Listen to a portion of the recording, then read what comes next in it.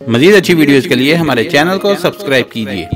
सफ़ेद होते बालों को स्याह करने के लिए आजकल बाजार में तरह तरह की चीज़ें दस्तयाब हैं, लेकिन इनमें खतरनाक केमिकल्स की वजह से ये न सिर्फ आपके बालों बल्कि आपकी नज़र को भी बुरी तरह असरअंदाज कर सकती हैं। बालों की खूबसूरत स्याह रंगत के लिए वो कुदरती अशिया इस्तेमाल करें जो न सिर्फ तमाम मसनूई अशिया से ज़्यादा ताकतवर हैं बल्कि मुकम्मल तौर पर महफूज भी हैं। ये कुदरती अशिया दर्ज झेल हैं जो सस्ती भी हैं और बासानी दस्तयाब भी हैं। इनमें सबसे पहले आता है जिक्र आंवला।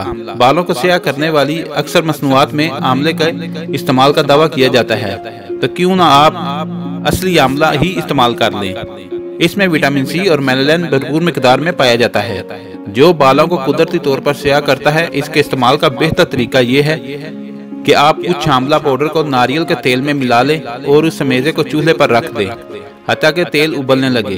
अब इसे चूल्हे से उतार लें और इस समेजे को ठंडा होने दें। इसे अपने बालों पर 30 से 40 मिनट तक लगाकर रखें और इसके बाद ठंडे पानी से धो लें। इस अमल को हस्बे ज़रूरत जारी रख सकते हैं।